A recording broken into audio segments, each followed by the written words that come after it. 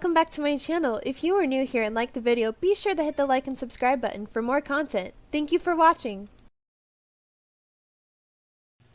Okay, I am attempting to bring this video back from the dead, and because this video is so old, this is the only way I know how to do the intro. And if you can't tell, I am getting a little sick, so my voice will be very, very, very rough. And if this just doesn't work, then I'm most likely wasting my time, but that's okay, because I don't really mind.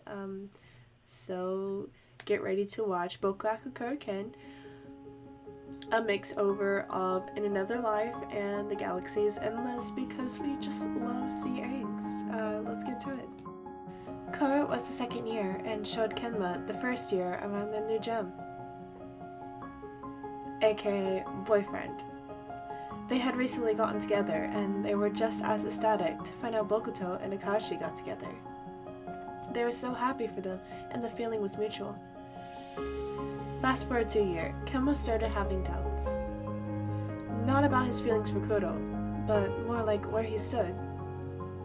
The group was so close, so they always hung out. With that being said, he felt ashamed. Ashamed that he fell for more than just his boyfriend. He found himself crying himself to sleep multiple times, and Kuro saw through it all. Kenma couldn't hide the red puffy eyes when he woke up. Kuro was just getting concerned at his behavior. All it really took was Bokuto to come crashing down into Kuro, and the next thing they knew, they were kissing. On accident, of course, but it was something more.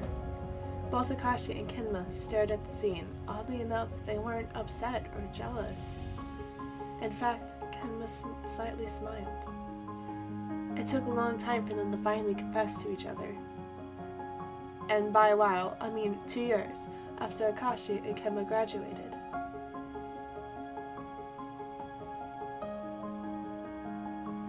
They had moved into a house together, finally being together. It all started from a simple cup calling. That was the downfall. Kenma quickly swept up the mess, trying to make sure none of his boyfriends stepped on any shards. The next thing was Bokuto's restlessness. He couldn't sleep, and apparently Akashi had said it just been like that. He used to sleep well, but as time goes by, his sleep declined. Last year, his max was 2 hours a night, but now his eye bags were noticeable. Akashi volunteered to take him to the doctor to figure out why it was nearly impossible for him to sleep. The doctor immediately sent him to the hospital, where his diagnosis was given to Akashi. After visiting hours were over, he let the urge to take over and looked up what was FFI. His entire body tensed, figuring out what the first word meant. Fatal. He scrolled through the article. He broke down almost immediately right in front of their porch step. There was no cure. Kenma swung the door open, hearing the cries of his boyfriend. Kashi? Kuro soon followed and picked the former setter up and set him on the couch, wiping his tears. What is it, baby? He continued to sob. What's going? He couldn't finish speaking, and instead lifted up his phone, showing the disease on the screen. Kenma took it and read the contents. You can't mean... Akashi just nodded, burying his face in Kuro's chest. We can just find a treatment for it. There is no cure.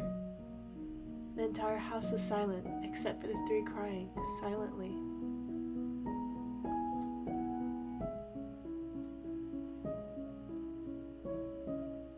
Kuro walked up towards the hospital door. He raised his hand and knocked it ever so slightly. Who is it? It's me. There was footsteps, followed by the door swinging open. Tatsu! Kuro smiled, holding the much thinner Bokuto. How are you holding up? It's so boring here. They both settled on the hospital bed. Have you heard? Kuro nodded. Is it true there's no cure? Bokuto just stayed silent. silence was his answer.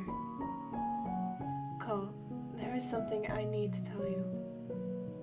I haven't told the others yet. Bokuto looked at the latter, all attention on him. His voice was small, and he croaked. I have cancer. Bokuto just stared and squeezed Koto's hand. Are you dying? His voice resembled nothing but a whimper. Koro nodded his head. I'm just as you. Incurable. Bokuto started crying. Tetsu, I don't want to die.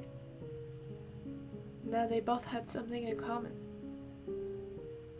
They both already had one foot in the grave. It might be painless, but they don't want to leave Akashi and Kenma behind. Koro held Bokuto closer, ignoring his own ribs and Bokuto's clashing against each other. It was just a reminder of how limited their time together was. We can't leave them like this. I agree. What do we do? Koro smiled, wiping Bokuto's tears. I have an idea.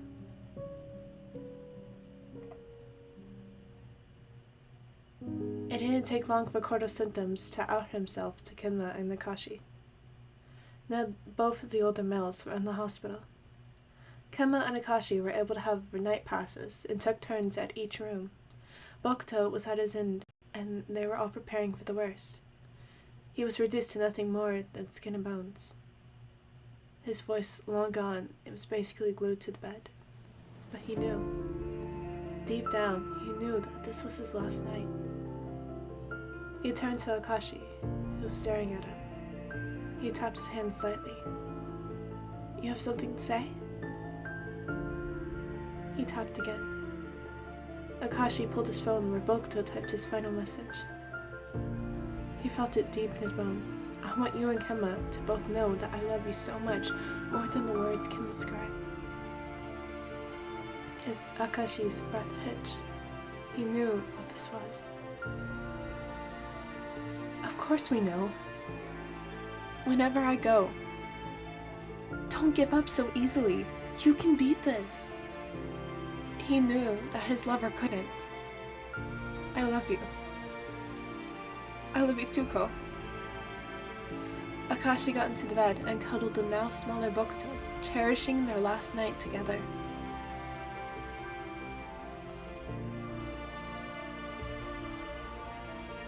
The news of Bokuto's death sent Koro's condition drastically declining. And soon enough, it was his turn to finally rest. Please, Koro! Don't leave us! You can't leave us too! Koro smiled. It'll be okay, Ken. No, it won't. You'll heal in time. Just promise to stick with Keiichi. Kenma nodded his head, knowing he didn't have a choice but to agree. After all, this is Koro's last moments. I promise. The heart monitor started slowly down. I love you both so much. And just at that, Koro took his last breath, and the last of his warmth disappeared.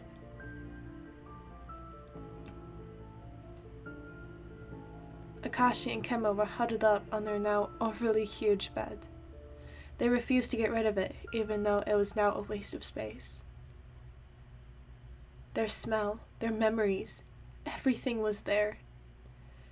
Kenma peeked over Akashi's shoulder and saw the desk stacked with unopened letters and bills from the hospital that had just seemed to accumulate during their time there. Akashi and Kenma were both clinging desperately to each other, like if they let go, they would lose each other too. Who could blame them? They just lost the other two lovers. They had been like that for days. Keiichi. Kenma had been the first to spoke up. Akashi quietly hummed. What are we going to do? You heard the broken sound in his voice. I don't know. Akashi squeezed the smaller closer, if even possible. I really don't know. He felt as if he would be hit with another wave of tears, but before he could do that, the doorbell rang. They just left it be until it rang again. He was persistent. The brunette sighed, getting up with Kemma close behind, not wanting him out of his eyesight. Akashi opened the door. He didn't have a problem with the sudden change of light. The weather was overcast. How ironic. Iwazumi? Hey, how are you holding up? They both felt it was okay to speak with him because he had just lost Okawa about a year ago. Been better. A lot better. He added. Iwazumi nodded in acknowledgement. Can I come in? They paused. It's a mess. I understand. They stood at the doorway for a couple more moments until they moved away, inviting the former ace in. Iwazumi saw the bills piled on the desk, but he just ignored it. He was in that same position not too long ago as well. They sat in silence with Kemma clinging onto Akashi. I know that right now might not be the best time, but when you're both ready, I'm willing to listen and help you. Akashi all but nodded, leaving an awkward atmosphere. Iwazumi sighed. You know, it's been a year since Toto passed away. Kemma looked up. I'm still not over it. It's almost like yesterday that he took his final breath. There isn't a day that goes by that I don't miss him. He told me to love again, but I don't think I could ever do such a thing. He was one of a kind. Anyways, during that time, you guys were with me through it all, even though that's when you all found out. Yeah. What I'm trying to get at is that I will be there for you. That includes making sure that you eat properly and take care of yourselves, and even help you take care of that.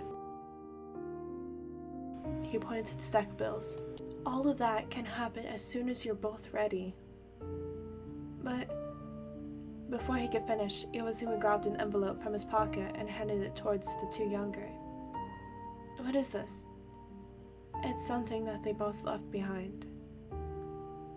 Both of their eyes widened. Tetsu and Cole left this for us? Akashi grabbed it ever so delicately, fearing that it could easily break, just as their lovers' lives. He opened the letter, and there he felt a small hard drive into the palm of his hand. I'll leave you two at it, but I'll be back tomorrow. As soon as Iwazumi left, they both went into action, eager to hear the lovers' last words. Kemma took the hard drive and placed it into the computer where he would usually stream and make edits for his content. A file showed up on his computer that he clicked on. On it held hundreds upon hundreds of notes that they left each day that they found out that they were sick. At the top of the screen, there was a separate file. A video. They both craved to hear the latter's voices. One last time. Bokuto had been unable to speak the last week alive. Kemma hesitantly clicked on the video. There was their lovers. They looked much healthier than the last time they saw them. Akashi choked back a sob. That annoying trademark became something much more precious now that he was gone. They both smiled, happy despite knowing the future. If you're seeing this, then at least one of us is gone, but the probability is both of us. Kama internally scoffed. How much he missed all of his mathematical and chemistry terms. At this current time, we had just found out about my condition. I've known about mine for about 2 months now, but I still can't bring myself to tell you two. I came clean to Cole once I found out. We agreed that we couldn't just leave. There, Iwazumi, Sakusa, Simi, and Shirbo walked into the camera's view. I know this is super corny, but just hear us out. They both laughed. Suddenly, Sakusa sat down on the bench and opened the cover of the piano, gracefully grazing his fingers across the keys. I thought all of my hope was gone until you walked in. Show this broken down body and bones that this life is worth it. Akashi and Kema were shocked to hear them singing. They never heard their voices. It was like butter through their ears, as magical and real as their love. Gave me everything a person could ask, made my world so perfect. So I'm patient every night that this love's worth the risk. The spotlight shone towards the two former captains.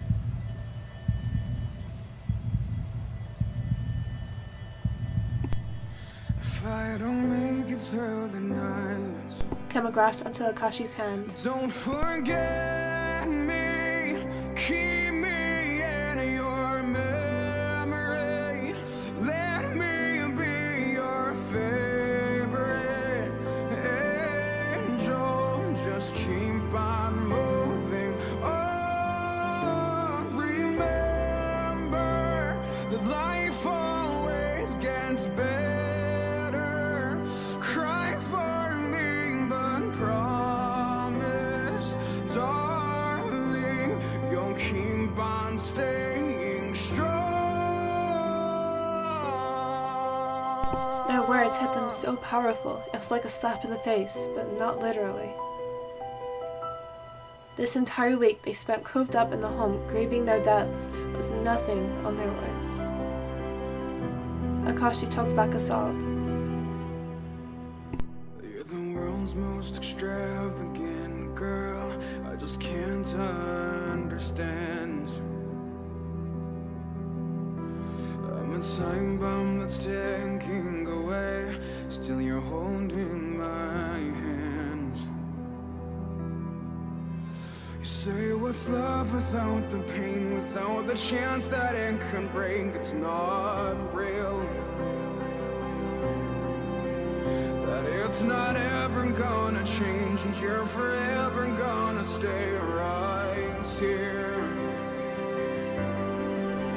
Don't forget me, keep me in your memories. Let me be your favorite angel. Just keep on moving on. Remember that life always gets better. Cry for me, but promise, darling, you'll keep on staying strong. Kema peeked through his swollen eyelids from crying so much. Even now, his vision was blurry. He saw the tears flow down their skin, which had more color. They looked more alive and healthy than before, even though they were sick and dying. They were dying, but they were happy, cutting those ties. This was their final goodbye. Akashi noticed Iwazuma and the drums, also crying. These lyrics also had meaning to him, given he just lost his lover.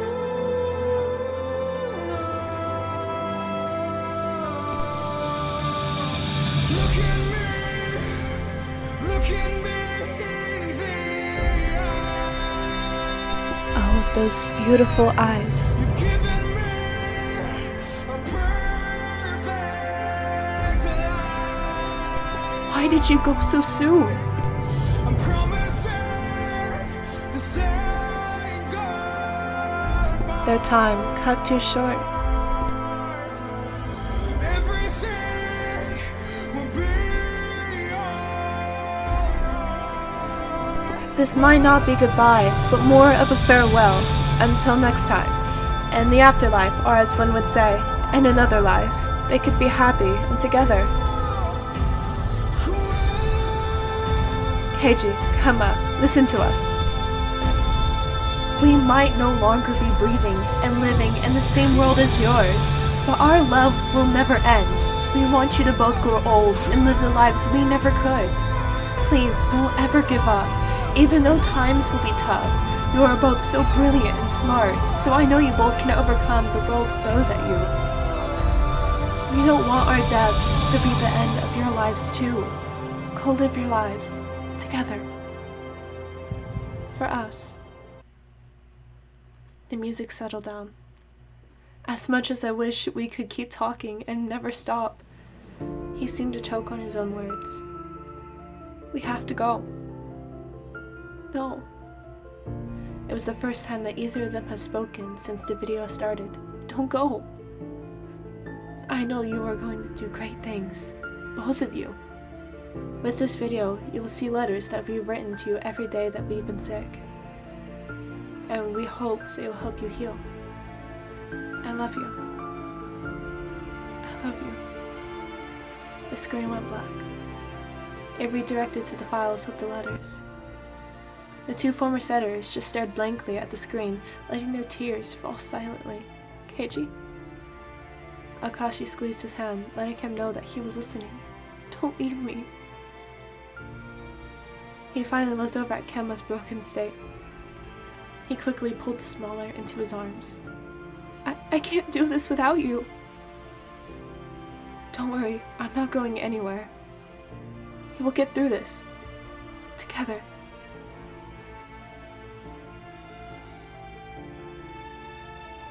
Iwazumi sighed, walking down the sidewalk. He remembered vividly when Bokuto and Kuro told him their fate. He just couldn't get past it. It was like everyone was dying. His lover, and now his two best buds. So many times he wanted to be selfish and just let his self-destructive mind take control and end it all. But now, he couldn't do that. To Akashi and Kenma, who would they have to turn to? The words of that song that they performed together were in fact Oikawa's last words to him. More like a letter. Oikawa had many things, good looks, talent, popularity, but singing was never one of his strong suits. So whenever Bokuto and Koto sung with all of their might, it was like Oikawa was reborn, and he was there beside Iwazumi playing the drums. He still lived on, even if it wasn't physically. He sighed, trying to figure out what to do. Oikawa said the love again, but that was easier said than done. He probably could never do that. He was torn from his thoughts that were most likely going to turn dark and looked up at a certain couple. Hi, Zumi. Zumi? Don't mind him. He tends to butcher people's names up. That's so mean, Omiomi. You know you like it. He scoffed. Whatever. Anyways, what are you up to? Oh, I'm not sure. I'm just going for a walk to clear my mind. There was silence. The couple knew the impact that Oikawa's death had on the latter. It was rough. Say, do you want to come over and have some tea with us? Or coffee. Personally, I prefer that. Yeah, you're a caffeine addict. Iwazumi chuckled. Why not? Oikawa would want him to be happy and living his life. Sure, I'd be happy to. The three walked off towards their apartment. So yes, that was in fact the same one I have tried to post many months ago. I don't even remember how many months ago that was, but I never was able to post it because YouTube kept on taking it down, so we are going to see how this works. And I should not have done this while I was sick. This was a struggle and the quality is terrible, so I apologize for that. And yeah, Thank you for watching. As always, if you'd like to be kept up to date, check out any of my social medias. I hope that you all have a wonderful day or evening.